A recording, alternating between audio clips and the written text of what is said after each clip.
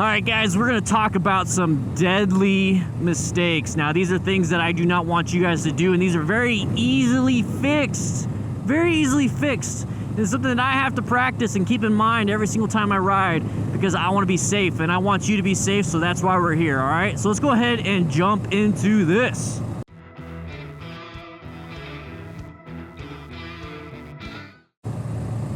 Alright, so the first one is items in your pockets. Now, usually when you're driving your car, if you have like a little key fob, or even if on a motorcycle if you have a key fob, you keep it in your pocket.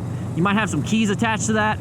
Guess what? When you crash, when you land on that key fob, or you land on those keys in your pocket, or a pencil or a pen or your cell phone or anything, that becomes a lever. That becomes a fulcrum for your bone and your tissue and all that stuff.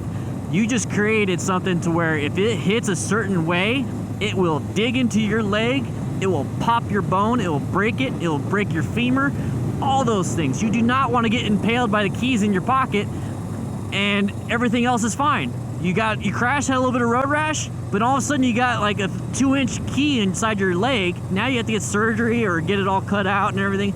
Guys, you don't want to do that. So an easy way to not get punctured is to not have stuff in your pockets. Now, first things first, is you thought I was talking just about the leg. You thought I was just talking about the pant pockets. We got pockets right here.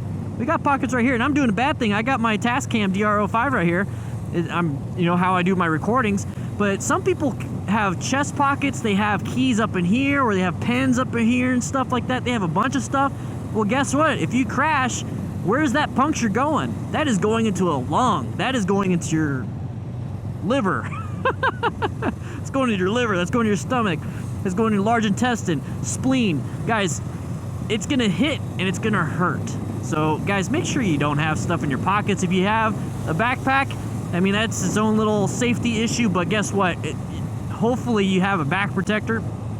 You have armor in your jacket, so hopefully nothing will actually bad happen, but put stuff in saddlebags, put stuff into a tank bag or something like that. And holy crap, this can be deadly. This really can be, but this also can be very common in just like dropping your bike. Happens a lot. I get a lot of comments. I get a lot of viewer suggestions on this one specifically, but shoes with laces. Now, the common, like, not so, that sucks that this happened, you know, dumb mistake is where you'll have shoes with laces, you'll put your foot down a stoplight, the shoelace catches the peg, you can't get your foot down on one side, you tip over, fall, end of story. It can either be pretty bad, you know, the bike could land on crush your ankle, or it could just be like, oh, damn it, I dropped my bike. The deadly one is that if you have shoes with laces or have any type of loose clothing and it catches the chain or the belt or any gears, you could, and especially if you're going at even 25 miles an hour, any speed above 10, you could legit either have a soft tissue injury because you ripped something out, or you crash because it ground up that gear and stopped the bike, and now you crash. If you didn't have a helmet, you can have a very traumatic brain injury. I talked about that in one of my brain injury videos, and guys, I've had a patient that fell back, tripped into the garage over his toolbox, hit the back of his head, and now he has diminished. He's absolutely diminished in brain activity because of that. He was a mechanic, and now he doesn't even know how to walk. So guys, these are things that you need to really focus on. So if you're going 60, 75 miles an hour out down the interstate, and your shoelace gets caught in something, or some piece of clothing that is hanging loose gets caught in a gear, and you go down, don't.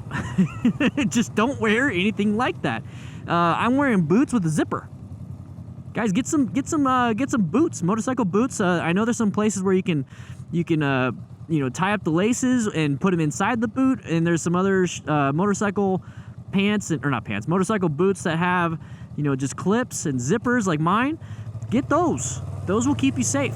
Another thing is a lot of people don't do is they don't pay attention to their tires, and I see this all the freaking time, and I'm just like, what the heck, guys? I see a bike in the parking lot, okay? So I go out and see a bike in the parking lot, like, man, this is cool. It's a bike, you know? And then I go look at the rear tire, and there's like this nice nice little thin strip down the center where I see some wires, and I'm like, holy shit.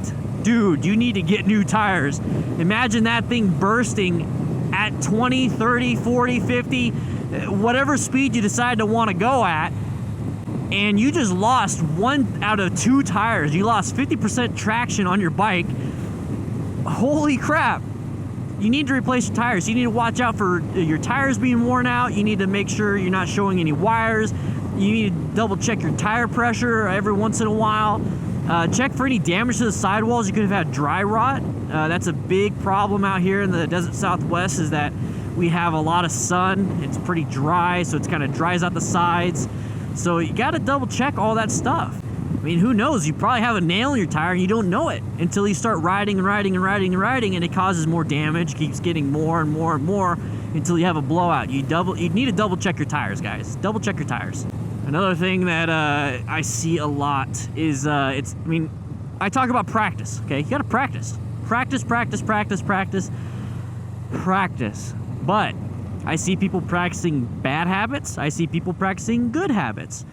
Now, if you practice bad habits all the time, you're gonna be really good at those bad things. You know what I mean? Ooh, this is a nice little hill. Oh, let's go ahead and get down second gear.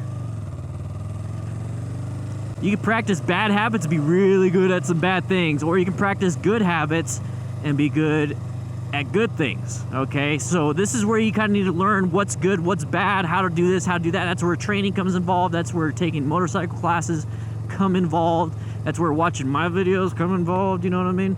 But anyways, getting complacent, thinking I'm good, I'm fine, I don't need to do extra stuff. I ride on the road. I've been riding for 5 years, no issues, whatever. I mean, a few cars wanted to come out and hit me or whatever, and it's not been a big deal. Well, guys, anything happen, any day. This ride, next ride, any day could happen. Oh man, this is a badass hill. I might do a video on going up a hill from a stop on this one.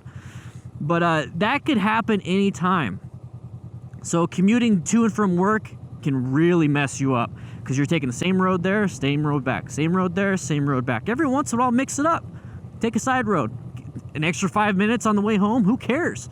Take a side road, see how it feels, and you'll realize, whoa, I don't remember how, the counter steering was never really this hard.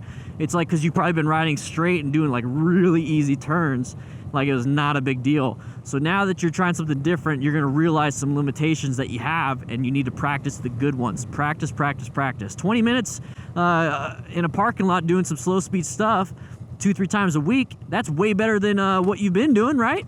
You haven't done nothing. Do an hour a week, 20 minutes, 3 times a week. Pay attention, focus on that too, and you'll see how much improvement you get and see how humbling that is. Speaking about being humble, one of the problems that I see a lot of new motorcycle riders, and myself included, I act like an idiot when I first started riding, is trying to act cool. So you got to be humble with your skills. We're all not very good, all right, when we're first beginner. Sorry, I don't care. You're not good. I'm not good as a beginner. Nobody's that good. So when something crazy happens, when you're riding around trying to act cool, not paying attention to what you're doing, there's a good chance you can crash. Another car will come out in front of you. You're not paying attention. You're going to hit it. Kid runs out in the street. You're going to hit it. You're going to hit him or her. You're going to hit the kid. So guys, don't do that. Don't speed. You don't have the skills yet to do like any evasive maneuvers at speed when you're a brand new beginner. And if you think you do, you don't. I'm sorry. Practice, and you'll realize. Riding super close to vehicles thinking it's fun, no, it's not. Vehicles are dangerous. I ride way outside of vehicles. It's like, no, I don't want to be near you. Don't be near me. You suck. I don't want a tire blown out right next to my face, especially on a semi. That's another thing that we could talk about, but I'm not gonna today. Maybe another video. But man, if you're next to a semi and that tire blows and you're riding really close to it because you're like, man, this is so cool, that's gonna take your head off. So guys, really pay attention to some of these things and make sure you don't act like an idiot. Act humble, be humble, you're a beginner, everything. If you want to have more of these types of like tips, if you want to actually learn how to do some stuff, like I'm going to sit up right here and I'm going to film how to ride up a hill right here. I'm going to have it all in my DDFM training manual so you can be a better rider. Here, let's pull off right here. This is a great hill. I have a DDFM training manual to where I have multiple tips on how to do the slalom, how to do U-turns, how to practice friction control, bunch of other stuff, and we're gonna film right now how to start on a hill. So basically, if you're behind a car, you're on a hill and there's a stoplight, like if this is all backed up, how do you go without falling down or rolling back? So we're gonna be talking about that real soon. But if you want to check out the DDFM manual, guys, the DDFM manual's a really good resource. Check it out. I got the link in the description and in the first comment. All right. But with that said, I hope you guys ride safe, be safe, and please don't try to act cool. I mean, you already are cool. You're on 2 wheels, okay? You're already on 2 wheels, chilling out, having fun. You're already cooler than the guy in the car, all right? All right, I'll see you guys later.